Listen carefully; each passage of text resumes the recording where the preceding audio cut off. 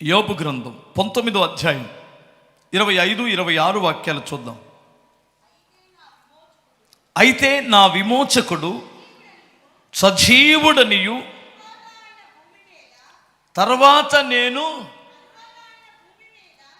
నా విమోచకుడు సజీవుడు తర్వాత ఆయన భూమి మీద నిలుచుననియు నేను ఎరుగుదును. చాలే, హల్లెలూయా.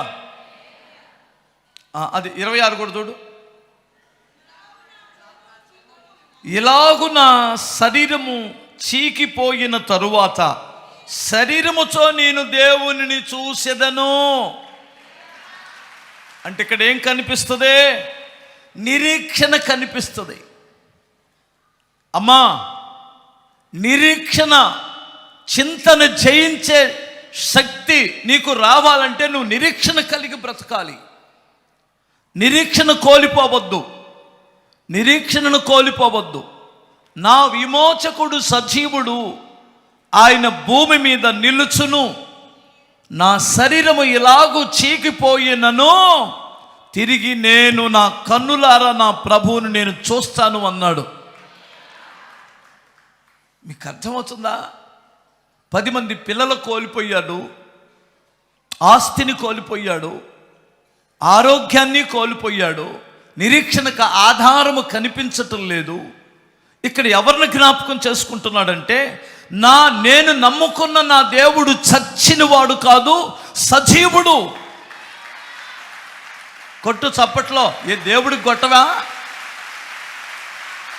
నేను నమ్ముకున్న దేవుడు చచ్చిన దేవుడు కాదు, సజీవుడు. యుగ సమాప్తి మొదలుకొని సదాకాలము నేను మీతో కూడా ఉంటానని చెప్పిన దేవుడు సజీవుడు కదా. ఇప్పుడు నష్టపోవచ్చు, ఇప్పుడు కష్టాలలో ఉండొచ్చు. నేను మరలా తిరిగి కోల్పోయినవన్నీ నేను చూస్తాను. ఆరోగ్యాన్ని కోల్పోయానా? ఆరోగ్యాన్ని తిరిగి పొందుకోగలను. ఆస్తిని కోల్పోయానా? తిరిగి ఆస్తిని మరలా తిరిగి నేను పొందుకోగలను. బిడ్డలను కోల్పోయాను, మరలా తిరిగి సంపాదించుకోగలను. ఇది యోబు హృదయములో ఉన్న నిరీక్షణ. ప్రియులారా, మీరు గమనించాలి. పౌలు గారు ఏమంటాడంటే, 2వ కొరింథీయులకు రాసిన పత్రిక 4వ అధ్యాయం 16 నుండి 18 వరకు చూస్తే చూడండి ఒకసారి. 16 నుండి 18 వరకు 2వ కొరింథీ. కావున మేము అధైర్యపడము, వినాలి, కావున మేము అధైర్యపడము, మా బాహ్య పురుషుడు కృషించుచున్నను అంతరంగ పురుషుడు దినదినము నూతనపరచబడుచున్నాడు. ఎందుకో తెలుసా?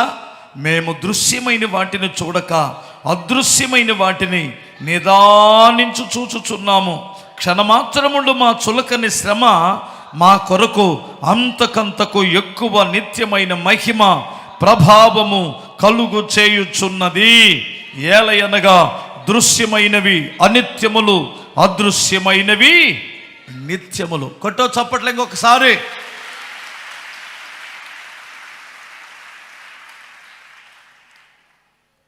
ఏం మాటలండి మాటలు!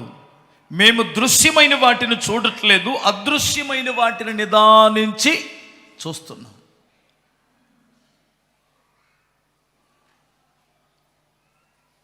రెండు 2026లో మీ కొరకు దాచి ఉంచిన మేలు చూస్తావా?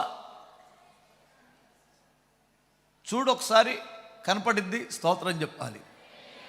హల్లెలూయా. ఒకసారి నీ కన్నులు తెరిచి చూడండి. 2025లో మనకిచ్చిన వాగ్దానం దేవుడు మినిస్ట్రీ పట్ల నెరవేర్చాడా, నెరవేర్చలేదా? హల్లెలూయా, స్తోత్రం చెప్పాలి. నాకు ఆశ్చర్యం వేస్తుంది. 2026 ఇదే రోజుల్లో ఉన్న పరిస్థితులు వేరు, వెనక పరిస్థితులు, వెనక స్థలం, మనకు అక్కడ వర్షం రావడం, పందురులన్నీ ఆగిపోవడం, అనుకోకుండా మరి ఎక్కడికే పెట్టవలసి రావడం, ఆ వెనకాల అప్పటికప్పుడు ఆ బూడిదో తోలడం, వెనకాల ఏరే వాళ్ళ స్థలాలు, ఆ స్థలాల వాళ్ళు ఎవరో తెలియదు. అంటే ఊరికే చెబుతున్నాను నేను. నా మట్టుకు నేను, నీ మట్టుకు నీవు దేవుని యందు నిరీక్షణ ఉంచండి. దేవుడు మీ మీ జీవితంలో జరిగించబోతున్న అదృశ్యమైనవి నిత్యములు అన్నట్లు మీరు చూడండి, దేవుడు కార్యాన్ని చేస్తాడు. నిరీక్షణకు తగినట్లు నిందారహితులుగా బ్రతకండి. హల్లెలూయా.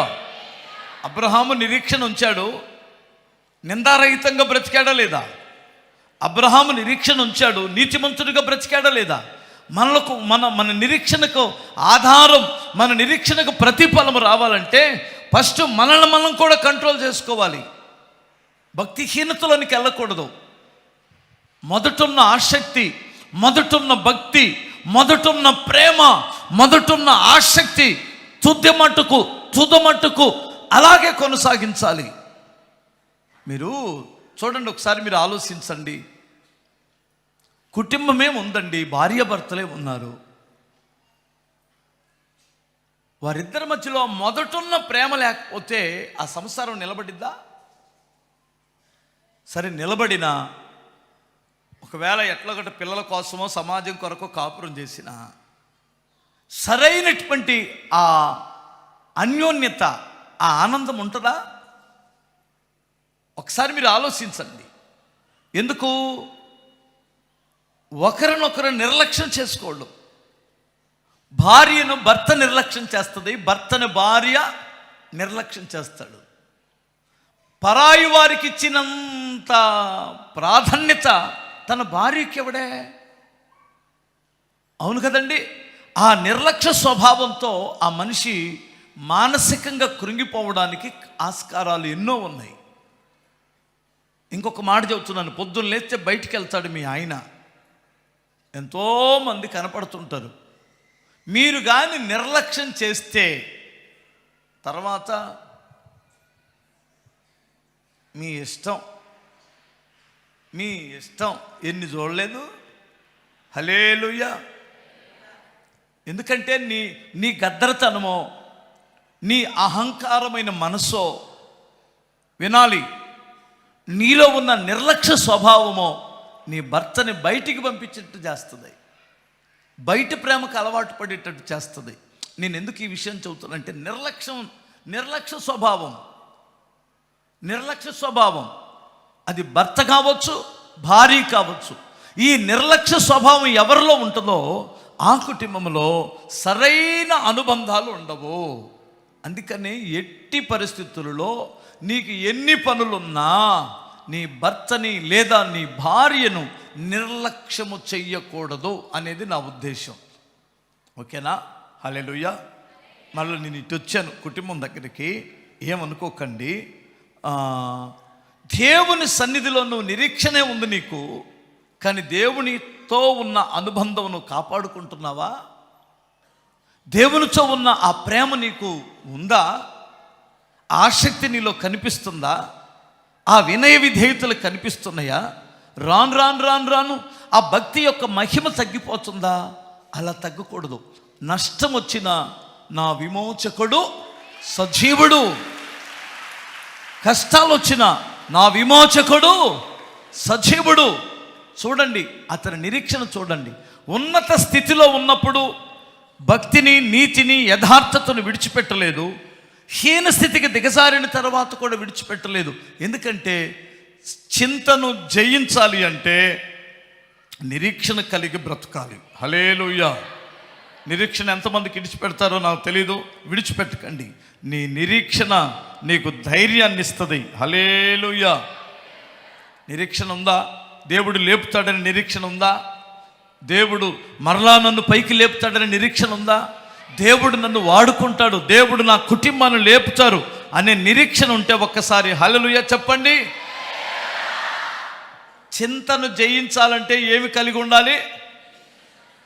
దేవుడు మరలా లేపుతాడని నిరీక్షణ కలిగి ఉండండి. దేవుడు మరలా దీవిస్తాడని నిరీక్షణ కలిగి ఉండండి. నా దేవుడు నన్ను విడిచిపెట్టలేదని నిరీక్షణతో ఉండండి.